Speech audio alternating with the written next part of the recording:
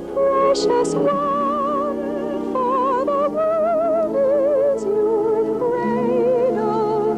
Close your eyes, blessed babe, while we sing you to sleep. Hear the breeze through the trees, in the mountain and meadow. It will sing you to sleep in a lullaby key. Lullaby of Christmas, lullaby for me. Precious eyes,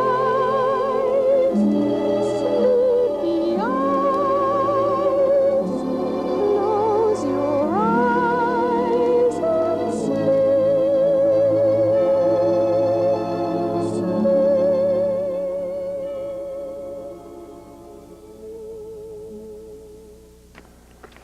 This is the story of Perry Berwick, who on the morning of December 22nd, 1981, ritualistically executed his wife Susan, his son Carl, and then himself in the Southern California suburb of Lilydale.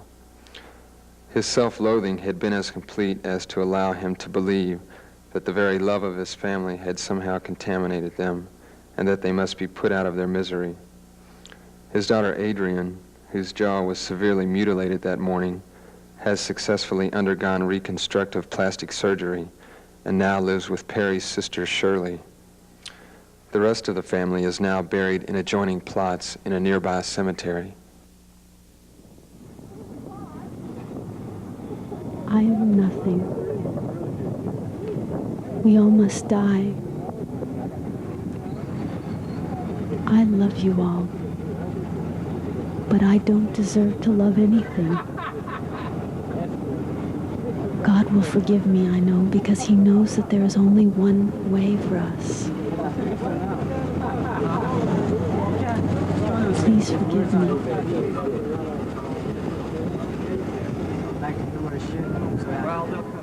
I love you.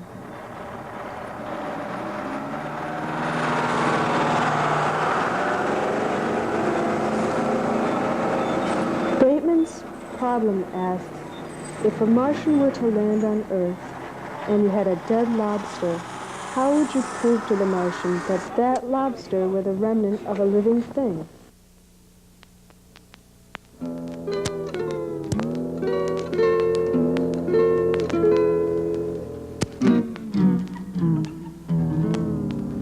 It is the evening of the day.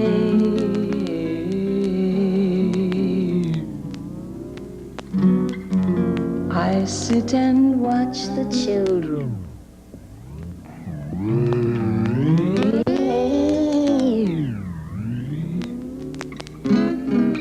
Smiling faces I can see, but not for me. I sit and watch as tears go by.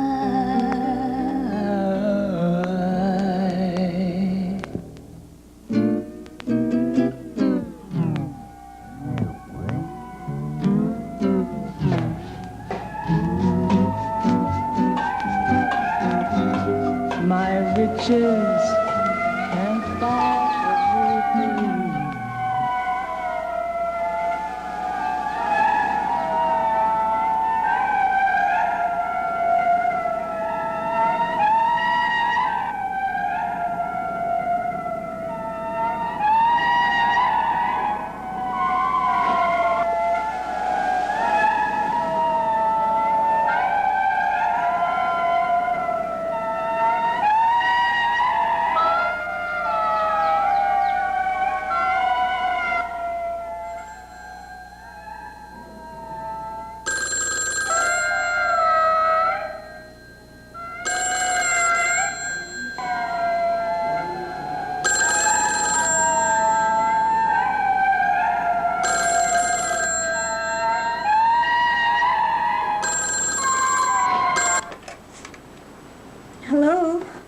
Hello, Shirley?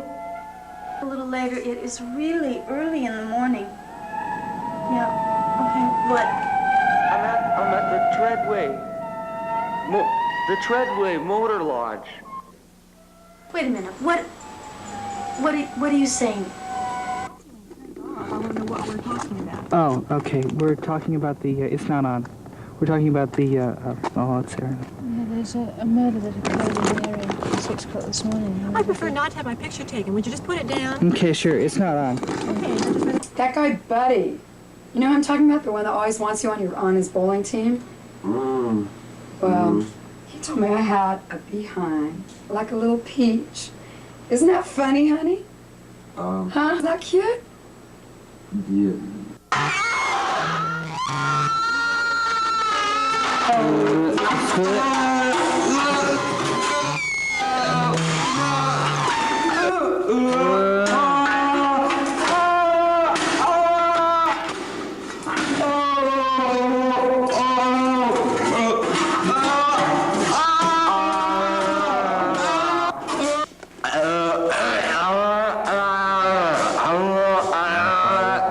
Hurried off.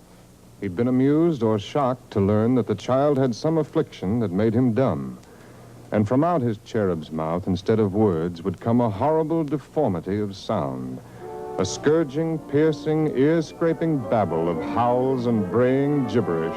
Visible private social sex group in the Bay Area, the only one. We founded it. And the reason we founded it was because nobody else took the time and energy to create such a thing. Somebody had to do it. And why did we have to do it? Well, take a look at the ads. The ads seem to work fairly well for some people, particularly those who are beginning, who haven't done it before, who've never gotten it on with another couple or you know, the third party. So it's kind of an easy, slow, drawn-out, sort of long process, and a series of photographs are exchanged and letters are exchanged, and this might go on for 3 or 4 weeks before they actually meet. Okay, so it's a real long kind of process. Your supervisor, he told me he was a cop. What? He had handcuffs. I couldn't believe it. Oh. He wanted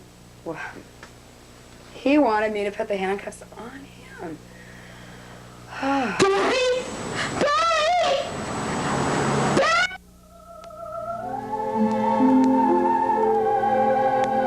Travelers sometimes wondered when they saw his lonely little figure against the sky.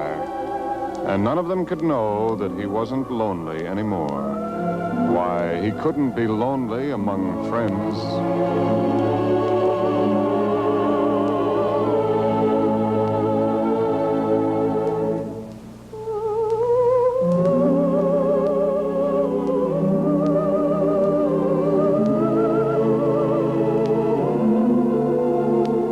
For he discovered that a brook...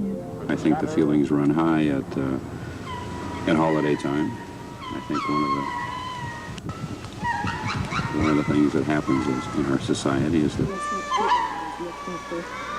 People just say, well, that was always such a quiet, nice person, and I can't imagine that he would do that, but it happens. Well, you hear about these things all the time. Yeah. That doesn't shock me. I don't know who he is. I mean, it was somebody maybe that I knew. Yeah. But I read about this stuff in the paper all the time. Are you surprised to find this kind of thing happening in this sort of neighborhood?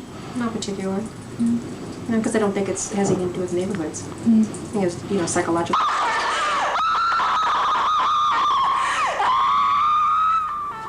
Come in here. Well, what is it about? I really don't want to be... I'm from Channel 20 Eyewitness News. I wondered if you were aware of the tragedy of the Berwick family that occurred earlier this morning in the neighborhood. No, I'm not. No? No. I really don't want to... Come on, you can tell me. You always have before. Come on. You know I like to... Tempted to call monogamy a kind of perversion. Because what it essentially is, in my view, is basically genital fetishism. A situation in which a human being thinks that the genitals of a given particular individual are so overwhelming. Oh, thank you, God. Thank you very much.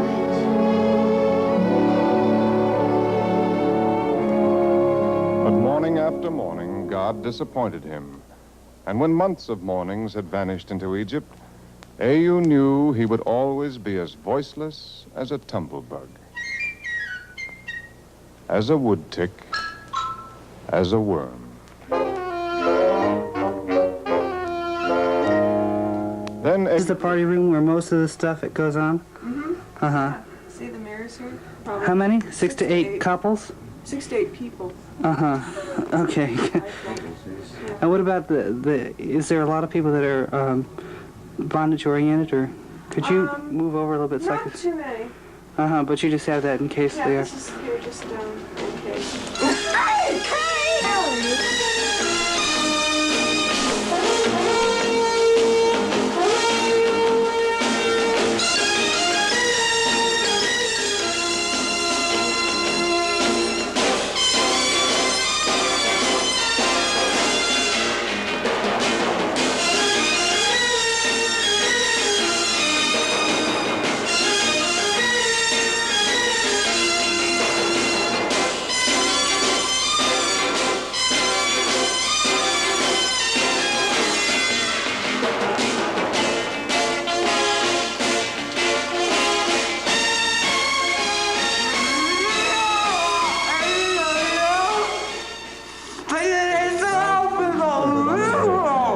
His legs had no more strength than a blade of grass. His heart was a senseless, throbbing thing, and his mind was fear, and his body was shame, and his blood was tears. But he went on until the crowd had rung the last outstanding guffaw, the final satisfying chuckle, the ultimate forced snigger from his wretched little body. And when it released him, he ran blindly off through the dark labyrinth of Bethlehem, a terror-stricken shadow. You know I always save you till last. Just like dessert. Deserted by his only friends, Au threw himself down and buried his face, his misery, and his tears in the moss. After a while, he fell asleep. And as he slept, a great white star rose through the silence of the night to stand and shine its clear, bright light on Bethlehem. It was close to morning when Au returned to the inn. He tiptoed across the frosty stones of the dark courtyard and crept into the stable. For a moment, his fear held him motionless, for the stable was bathed with a bright, glowing radiance that flowed like molten sunlight over a man and a woman, and the manger where a child was cradled. Neither the man nor the woman appeared surprised to see Au. It was almost as though they'd expected him to come and were waiting. So he stole nearer, and the child lifted small hands and smiled at him. Then Au felt that he must speak to this child, so he whispered, Hello there. and the words Au spoke were as clear and melodious as the water of the brook. Then he said, Hello, child.